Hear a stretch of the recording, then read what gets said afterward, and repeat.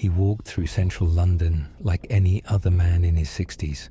Slender frame, smart jacket, calm steps. Nothing about him screamed gang boss.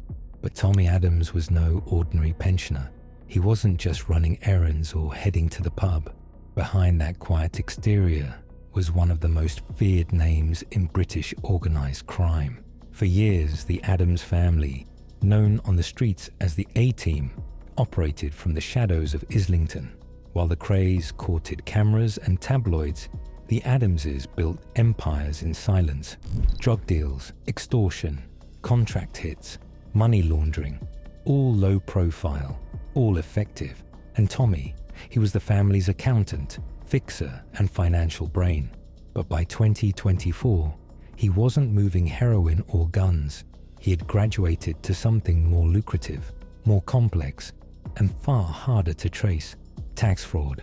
It started with a simple pattern: fake invoices, bogus companies, phantom transactions. On paper, it looked like a thriving international business: construction, consulting, trading services. In reality, smoke and mirrors. The fraud itself was massive. Investigators would later call it one of the most sophisticated VAT scams the UK had ever seen. At the center was a key operator, Warren Bartlett, a former drug trafficker turned financial manipulator. Bartlett set up shell companies, dozens of them. He'd claim fake expenses, file false VAT returns, and funnel millions through the accounts. And Tommy Adams, he wasn't just watching, he was helping finance the operation. According to court records, Tommy received £450,000 in laundered funds from the scam, clean money hidden in plain sight. But investigators suspected he played a bigger role. Unofficially, they believe he was overseeing the laundering pipeline for the entire operation. Bartlett was the engineer. Tommy was the banker. The full fraud was worth £20.8 million. The genius of the scam wasn't in how it started. It was in how long it ran without raising alarms. Warren Bartlett set up more than a dozen shell companies, each one looking legitimate on the surface. They had websites, registered directors, even trading histories. Some claimed to import electronics. Others dealt in construction materials. A few offered consultancy services so vague, you'd think they were made to be confusing. And they were. On the books, these companies were buying and selling goods across borders. In reality, no goods ever changed hands. They simply moved fictional products back and forth across an invisible supply chain. Paperwork was their currency. False invoices were their weapons. And every time a fake invoice was processed, HMRC owed the company a VAT refund. It wasn't pennies. We're talking hundreds of thousands of pounds in VAT claims, repeated month after month across multiple fake businesses. Over time, it added up to a staggering £20.8 million in fraudulent refunds. The operation didn't just stop with paperwork. Bartlett and his associates made sure the money moved cleanly. Some funds were funneled through real construction projects. Others were layered through offshore accounts. A few passed through the accounts of people with no idea they were being used as financial mules. But the key to the scam scale was discipline. This wasn't a sloppy job. It was carefully timed, methodically layered. The applications were filed with professional-grade consistency. Every claim had just enough detail to pass inspection, but never enough to invite a deep audit. Until one day, something slipped. A small discrepancy. A VAT return that contradicted a freight record. It wasn't even Tommy or Warren who triggered it. It was a clerical error submitted by an underpaid administrator from a third-party logistics company. The invoice claimed 9 tons of electronics had been imported. Customs data said nothing arrived. A red flag was raised, and that's when HMRC's Fraud Investigation Service stepped in. They didn't go public. They didn't freeze accounts right away. They watched for months. It was perfect, until it wasn't. The HMRC investigators knew exactly what they were looking at, but not exactly who they were looking for. They started quietly. Bank records were requested, shipping logs re-examined, phone metadata flagged. Patterns emerged, strange ones. huge payments made from companies that hadn't posted a single genuine sale, directors listed at ghost addresses, same IP addresses used to log into supposedly unrelated business accounts. But when they followed the money trail, a name kept popping up, Tommy Adams, not on the company documents, not on the invoices, but always nearby. Payments would land in accounts linked to his former associates. A £70,000 transfer here, a sudden mortgage clearance there, private cars purchased, then sold, then purchased again. Everything designed to throw off the scent, but it was too familiar to the HMRC's fraud unit, and it wasn't their first dance with the Adams family. For decades, the Adamses had been a problem the British authorities couldn't fully solve. Known as the Clerkenwell Crime Syndicate, or simply the A-Team, their network was feared and respected in equal measure. Drugs, extortion, weapons, fraud, they had done it all. But unlike other gangs, they operated with discipline. They didn't talk, they didn't flash, they didn't leave trails. They were invisible, professional, and devastatingly effective. And Tommy, he was the numbers man, the money man, not the muscle, but the machinery. HMRC brought in serious fraud office analysts, and the team expanded. Operation paperwork now ran into hundreds of pages. Investigators began using AI-driven data matching software to uncover financial layering across shell companies. And slowly, the web formed. Bartlett was the front man, but Adams was clearly involved, advising, structuring, and collecting. It was old-school criminal finance meets new-school fraud engineering. Authorities watched as the team filed another wave of VAT refund requests, more than £1.2 million in 60 days. At this point, the HMRC knew they couldn't wait any longer. They coordinated with the Metropolitan Police and National Crime Agency to plan a nationwide sting, not just to arrest Bartlett, but to finally put the screws on Tommy Adams, a man who had somehow walked between the raindrops for over 30 years. They set the date, early morning raids, simultaneous strikes across London, the southeast, and one address in Portugal, where a key associate had quietly relocated. They were going to bring down a criminal dynasty. The raids began just before 6 a.m. Doors came off hinges. Computers were seized, phones snatched mid-call. At a semi-detached house in Hertfordshire, Warren Bartlett was pulled from his bed while still wearing his Apple Watch. By 6:45 a.m., dozens of evidence bags were already being logged. Laptops, encrypted USB sticks, SIM cards, burner phones, ledgers, even luxury watches. But the moment that really mattered, that happened in Islington, just off Upper Street, where Tommy Adams was still asleep in his modest home. He didn't resist. He just stared at the officers like he'd seen it all before. And to be fair, he had. This wasn't Tommy's first time in cuffs. But what surprised officers was how calm he was. No panic, no shouting, just quiet compliance, like a man who always knew it might come to this. The arrest operation recovered an enormous amount of digital and paper evidence. Over 100 bank accounts were frozen. Offshore links in Malta, Cyprus, and the Isle of Man were flagged.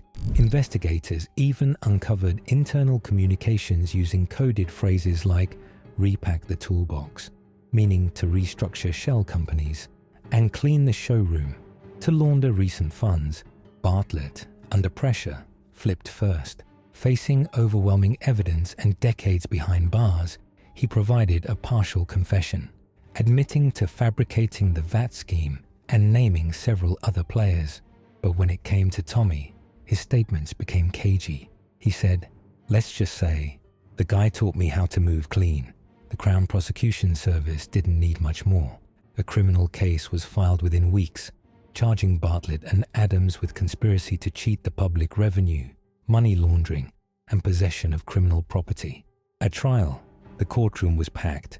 Journalists sat elbow to elbow with retired detectives and HMRC agents who had waited over a decade to see Tommy Adams face financial charges that might finally stick. The prosecution was brutal and methodical. They detailed how the fake companies generated millions in tax refunds, how shell bank accounts rotated funds, how luxury property, vehicles, and even jewelry had been used as tools for concealment. They showed WhatsApp messages from Bartlett to Adams. Your split's ready, boiler pressure steady, toolbox sealed. It was criminal finance wrapped in blue-collar metaphors, almost poetic, if it weren't so destructive. By the end of the trial, the jury took less than a day, guilty on all counts. When the guilty verdict was read, Tommy Adams barely reacted. No bowed head, no clenched fists, just a faint nod, as if to say, fair play. At sentencing, the judge didn't hold back. He described the operation as a calculated, sustained attack on the public purse and referred to Tommy Adams as a criminal accountant with decades of experience in evading detection and enabling others to profit from deception. Bartlett received 12 years and 9 months for orchestrating the fraud and assisting money laundering. Tommy Adams, he was handed 7 years, a sentence that, while significant, still sparked debate. Critics argued that Adams had manipulated the system for decades and walked away far too often with little consequence. But prosecutors emphasized that this wasn't just a financial sentence, it was symbolic. For the first time, the man behind one of Britain's most enduring crime families was officially convicted for what he always excelled at, moving money in the shadows. And this case had ripple effects.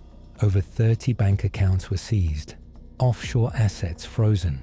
Ongoing investigations were launched into other Adams-linked ventures, including real estate developments and dormant import-export businesses suspected of being money laundering fronts. But perhaps most importantly, the case sent a message. The days of old-school criminal royalty living untouchable in plain sight. They might finally be over. Still, many believe the A-team isn't finished. Insiders whisper that younger family members and loyal lieutenants are still active. More discreet, more digital. They've adapted. Less about muscle, more about crypto, AI fraud, and global logistics. The family may no longer control the streets of Islington like they once did, but their name still carries weight, especially in the UK's criminal underworld. As for Tommy Adams, he'll likely serve half his sentence and quietly re-emerge. Some say he's already planning his next move, because in the world of organised crime, money never sleeps, and neither does the legacy of Britain's most secretive Mafia clan. Behind the courtroom's solemn verdict, another story unfolded, one of fractured relationships and quiet despair. Tommy Adams had children, grandchildren, people who believed in him, faces in the gallery, some in tears, others with steely expressions, witnessed the fall of the man they admired. A daughter, once proud of her father's astute financial advice, now avoided reporters. She feared the stigma of a crime family tainting her own future. A granddaughter, barely 10, quietly wept behind tinted courtroom windows, unable to understand why its granddad was now Mr. Adams, the criminal. Personal assets were seized, his Islington home, 2 modest townhouses in Hertfordshire, a share in a renovation business, all tied to laundered funds and frozen by the courts. But the hardest knock fell on his relatives connected to Bartlett's scheme. A close friend and former CEO of one shell company, who claimed innocence, now faced charges. Innocent or not, she lost her career, her company collapsed, her family name was dragged through the mud. Tommy's younger brother, who'd attempted to stay clean, was drawn in. Electronic shipments he handled were allegedly used in the Viat racket. He remained under investigation, a silent spectre in the story, possibly the Adams family's next casualty. And now, there were whispers of turncoat deals, inmates exchanging favors, cooperation agreements. Some worried that Bartlett might provide more names, possibly implicating more A-team associates. Tune-ups in sentencing could hinge on who talked next. At its heart, the VAT scheme wasn't just a financial crime. It was a betrayal of trust, of love, of family legacy, and the emotional toll would outlast the legal consequences. From the outside, Adams's world was analog, shell companies, wiring funds offshore, paper trails. But inside, it was a digital terror. Encrypted communications were everywhere. Bartlett and Adams used Signal, Telegram, even burner phones with burner apps. They coded like software developers. Move project meant shift offshore accounts. Boilerplate resume referred to new shell company templates. Investigators uncovered self-destructing messages giving instructions to junior accountants, PDFs with VAT tables, photos of invoices with hidden metadata, a tycoon-level blend of spreadsheets and encryption. This wasn't your dad's crime syndicate. It was crime 3.0, fluid, encrypted, international, resilient, and yet it was vulnerable. A single clerical error, a misdated invoice. That slip-up set the entire downfall in motion. Experts say this case marks a turning point. Organized crime is shifting from guns and gangs to codes and accounts, and law enforcement is starting to respond in kind. Digital audits, AI monitoring, cross-border data sharing agreements, cryptocurrency. Not yet a major player in this case, but expect the next wave of crime to combine shell companies with Bitcoin cold wallets. The blueprint was here, and law enforcement saw it. When news broke of Adams's conviction, reactions poured in. Tabloids splashed "accountant kingpin" on front pages. Social media exploded with memes of Tommy in spectacles, labeled as finance minister to the A-team. One viral tweet read, "Someone get this guy a calculator, not a prison cell." Yet amidst the jokes was concern. Financial experts warned this kind of crime siphons from public services. Roads, schools, hospitals. Every pound of fraudulent VAT claimed means less money for real needs. Politicians seized on the case. The Chancellor announced plans to bolster HMRC's data analysis tools. Opposition MPs called for tougher sentencing. "Dragging our values to the gutter," one wrote. Pro-crime advocates offered a counterpoint. If Adams had been an engineer or banker, would we even know? They argued we live in a world where audit failures, not cunning scams, make headlines, but public sympathy remained low. Because this wasn't an error, it was £20.8 million in stolen justice. With Tommy inside and Bartlett in jail, the Adams empire appears wounded, but far from dead. Younger family members, quiet, digitally savvy, are now stepping in, not to muscle, but to digitize. Shell companies are morphing into tech fronts, crypto wallets replacing bank accounts, artificially generated invoices, offshore trusts disguised as property holdings. If HMRC and the SFO thought they heard a sentence, they only heard a lull. Next moves are expected. Investigations into commodity front companies in Canary Wharf, probes targeting advisors who helped set up shell structures, international cooperation with Malta and Cyprus on asset recovery. At the same time, police keep watch on high-value properties where the Adams name still appears. Quiet, modern flats, sporting granite countertops and tempered glass. Luxury with no obvious income to support it is now a crime detective beacon. This case may have started with VAT fraud, but its tremors will reshape criminal finances in Britain for years. The story of Tommy Adams isn't just about stolen money.